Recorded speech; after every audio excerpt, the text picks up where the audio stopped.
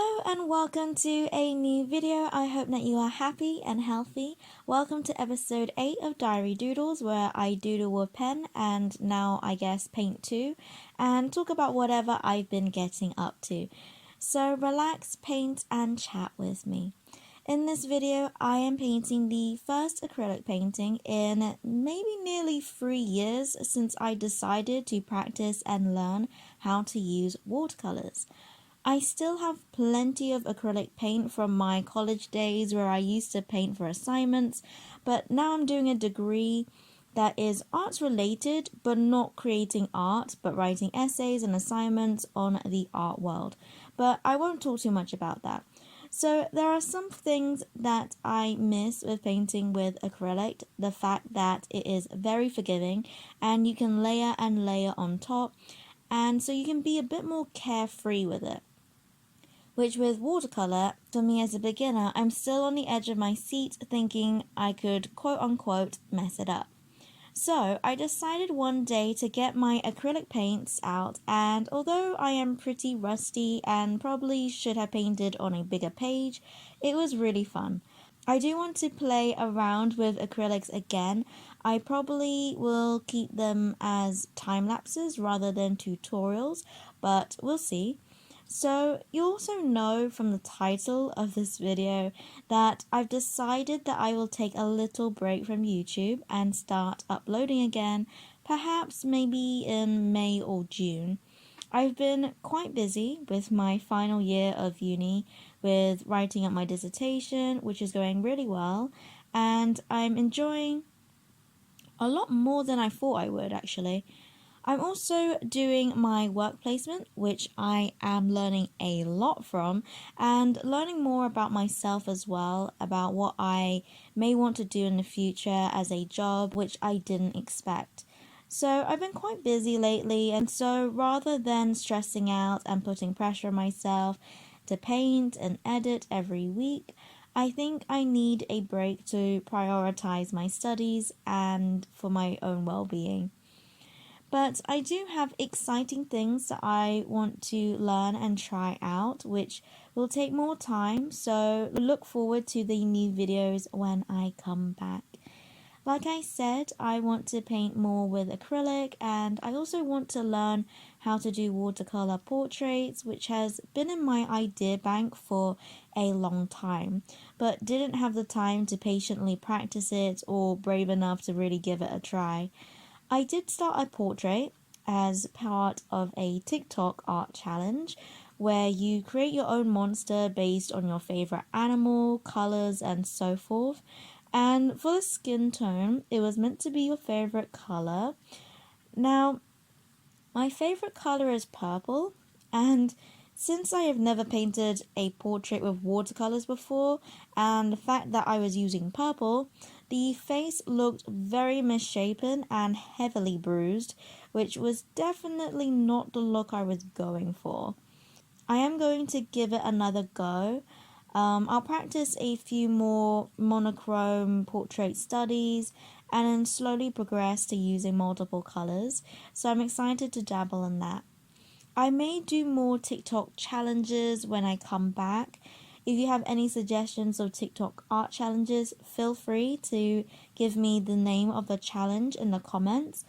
I would suggest putting a link, but I'm a little skeptical of links as they can be linked to unwanted content, so I won't be clicking on any links. I haven't been on TikTok much because I guess the algorithm doesn't know what I like yet, and so it's showing me a lot of stuff I just don't want to watch, and so I just end up clicking off. But one of these days I might be a TikTok fanatic, who knows.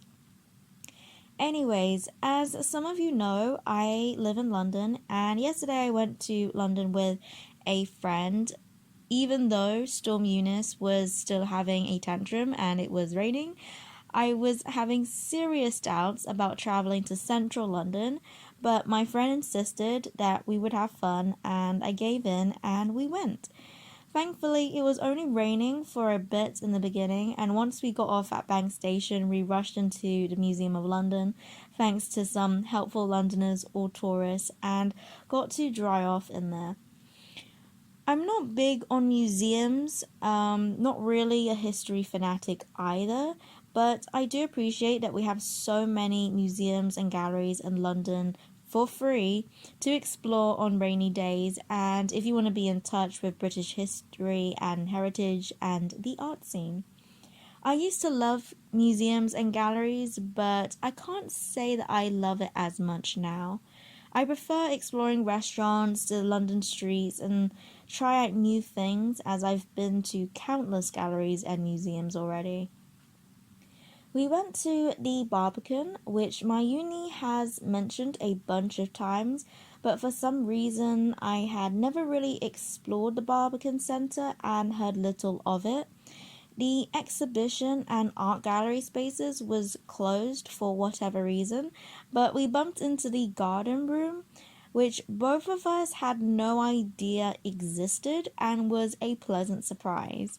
We managed to get in without tickets since it was quite a quiet day, and it was pretty nice in there and completely unexpected. I hadn't even planned to even go to the Barbican Centre, but thanks to those Boris bike maps that are dotted everywhere in London, we saw that it was close by to Bank Station and decided to go in and have a look. It was a mission to try and get into the Barbican Centre from the Museum of London, or maybe we were just too busy talking to really pay attention to the signs anyway, but we finally made it. When we explored every corner of the garden room, we explored empty rooms and corridors just out of curiosity, and then we left. Then we made our way to the Sky Garden, which was the only thing we actually had planned to do that day. The great thing about London is that there is always something new to explore and everything is close by. And there are a ton of restaurants, cafes, and all sorts of cuisines available. I used to be the kind of person that planned everything out at what time and where, which exact restaurant, but I think after college something changed and I've learned to just kind of embrace life as it comes. Now, whenever I go to London, we normally only decide on like one or two things that we would like to do, and then we just wander around and see what we want to explore, and then bump into a restaurant that we didn't know existed nor read up the reviews or the menu like I normally would do. Strangely, though, when I looked at restaurants, which turned out to be a waste of time, a lot of the restaurants and things were closed on the weekends. So to save you time and frustration, just wander around, see what restaurants catches your fancy. You are bound to bump into one you don't mind trying, and if you're getting desperate, then pop out Google Maps and see nearby restaurants. Right, so we went to Sky Garden, which is in this building called the Walkie Talkie, or the Fenchurch Building, which is on Fenchurch Street. And even though I've been to London a bunch of times, I've never bothered to actually wander into this building. I didn't even know anything about Sky Gardens until my friend mentioned it. But it's free to get in, which is always a bonus. The tickets were fully booked online, but if you go at a quiet time, which we did, which was around like 3-4 o'clock, you can just book a ticket at the front door and walk in. And it's pretty nice up there. They have blankets on sofas, heat lamps, a bar to get hot drinks, cold drinks. I got a tea since I hadn't drunk anything since leaving the house, and it was a little chilly, and I love tea, of course. And the view is amazing. I rarely ever go to tall buildings to see the view of London, but it was amazing and I really enjoyed it. Highly recommend. But mind you, the drinks are expensive as expected. Then we roamed around back to Liverpool Street Station and we went to Broadgate Circle, which has a bunch of restaurants. We had a brief encounter with a group of drunk ladies who had just had a fun time as it was Saturday night and they had a chat with us. I won't go into too much detail about what that chat was, but let's just say it was a little inappropriate when talking to a stranger, and it made my friend uncomfortable to say the least. But since I knew they didn't mean any harm, I found it hilarious. But it was understandably an awkward conversation, but I tend to laugh in awkward or when something unexpectedly bad happens, and my friend thought it was funny afterwards, so it was alright in the end. Then, on our way to checking out Spitalfields Market, I spotted a restaurant called Yiyi's Yeye's Noodle and Dumplings restaurant. Not sure if I'm pronouncing it right, but it looked really good. So, after roaming around the market for a bit, we were hungry and ordered braised pork ribs noodle soup. It was reasonably priced for a meal in London, and it was udon noodles, which is my favorite, and thankfully easier for my friend to eat with, as they're still not fully used to eating with chopsticks, but still manage to eat faster than me. I take a ridiculously long time to eat. And it was great. The restaurant is small but cozy, the food arrived really quickly, and the waitress was friendly.